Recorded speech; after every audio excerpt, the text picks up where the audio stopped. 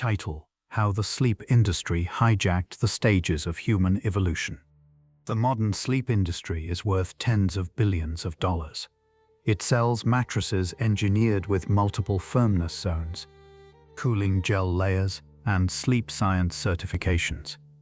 It sells supplements, blue light glasses, white noise machines, weighted blankets, sleep trackers, sleep coaches, and 8-hour audiobooks on the importance of sleep. The entire industry is built on a central premise. Modern humans do not sleep correctly.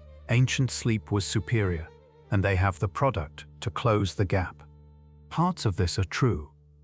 The way the industry uses evolutionary history to sell solutions is, however, a story worth examining carefully. Start with what the research on ancestral sleep actually shows. In 2015, Jerome Siegel and colleagues at UCLA published a landmark study in the journal Current Biology that examined sleep patterns in 3 contemporary hunter-gatherer populations: the Hadza of Tanzania, the San of Namibia, and the Tsimane of Bolivia, who live without electricity and maintain traditional lifestyles. The study was the first systematic measurement of sleep in pre-industrial populations using wrist accelerometers and ambient temperature sensors. The results challenged many assumptions about ancestral sleep. The hunter-gatherers in the study slept an average of 5.7 to 6.5 hours per night, considerably less than the 7 to 9 hours that modern sleep guidelines recommend as optimal for adults. They did not take consistent naps. They did not go to sleep at sunset. They typically fell asleep 1 to 3 hours after sunset, when temperatures had cooled, and woke before or around sunrise. They slept somewhat more in winter and somewhat less in summer. Importantly, virtually none of them reported insomnia or difficulty sleeping. When researchers asked members of these populations about sleep problems, the incidence of reported insomnia was 1.5 to 2.5%, compared to 10 to 30% in industrialized societies. The key driver of sleep in these populations appeared to be temperature rather than darkness. Sleep onset tracked the nightly cooling of the ambient temperature more reliably than it tracked sunset. This finding has implications for understanding sleep in modern environments, where climate-controlled indoor spaces maintain constant temperatures that may not be providing the environmental cue the sleep system evolved to use. The industry narrative about ancestral sleep also frequently invokes the concept of biphasic sleep, the idea that pre-industrial humans naturally slept in 2 segments per night, with a period of wakefulness between them, and that the modern expectation of uninterrupted 8-hour sleep is itself historically novel and possibly pathological. The historical evidence for this comes primarily from Western European records from the Middle Ages and early modern period, where references to first sleep and second sleep appear in literature, court records, and medical texts. The historian Roger Ekich documented these references extensively in his 2001 paper and subsequent book. The research on contemporary hunter-gatherers does not particularly support the biphasic sleep model as a universal ancestral pattern.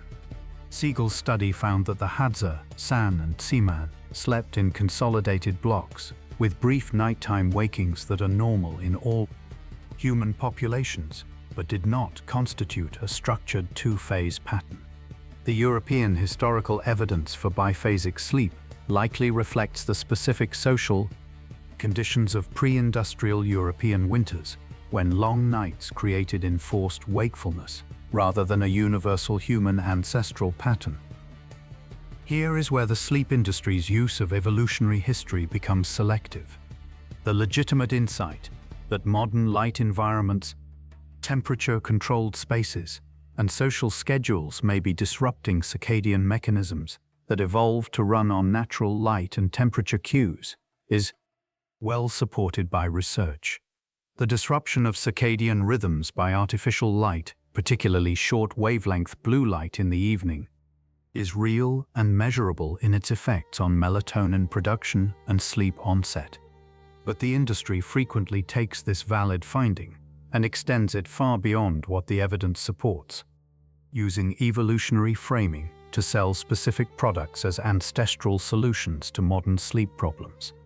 Weighted blankets are marketed as replicating the sensation of being held in a safe, sheltered, ancestral sleeping environment. Sunrise alarm clocks are marketed as restoring the natural light-based wake signal the circadian system evolved to use. Sleep supplements are marketed as replacing nutrients that ancestral diets provided naturally. Specific mattress technologies are presented as solving the problems created by departing from whatever surface our ancestors slept on, a surface that archaeological and anthropological evidence suggests was the ground, animal skins, or plant materials, depending on context and climate. The evidence base for most of these specific product claims is weak to absent. There is decent evidence that reducing blue light exposure in the evening and maintaining cool sleeping temperatures improves sleep onset. There is reasonable evidence that a consistent sleep schedule aligned with natural light cycles benefits circadian function. There is very little rigorous evidence that weighted blankets, most marketed supplements, or specific mattress technologies produce meaningful improvements in objective sleep measures in people without diagnosed sleep disorders. The broader evolutionary point that the industry uses, that modern humans are sleeping incorrectly relative to ancestral norms, is partially valid but considerably more complicated than the marketing suggests. Ancestral sleep was shorter than current guidelines recommend, more aligned with temperature and light cues, and apparently free from the widespread insomnia that characterizes modern populations. The last point is the most important: the fact that hunter-gatherer populations with shorter average sleep durations report dramatically lower rates of sleep difficulty suggests that the quality and depth of sleep, not just the quantity, differs in ways that are relevant. But the cause of modern insomnia is not primarily that people are sleeping on the wrong mattress or taking the wrong supplement. It is that modern social organization, light pollution, social jet lag from irregular schedules, chronic psychological stress, stimulant use, sedentary work that does not produce the physical tiredness that characterized ancestral daily activity, and an indoor thermal environment that prevents the evening temperature drop the circadian system uses as a sleep cue, has produced conditions that the human sleep system was not built for. The solution to that set of problems is systemic, social, and largely incompatible with consumer product sales. You cannot sell circadian alignment. You can sell blue light glasses. The sleep industry has taken the legitimate scientific story of evolutionary mismatch in human sleep and turned it into a product category. The story it tells is partially accurate. The products it sells to resolve the problem are, for the most part, the least important part of the solution.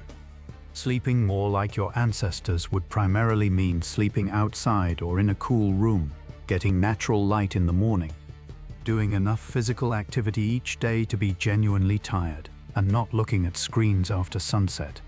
That advice does not require purchasing anything.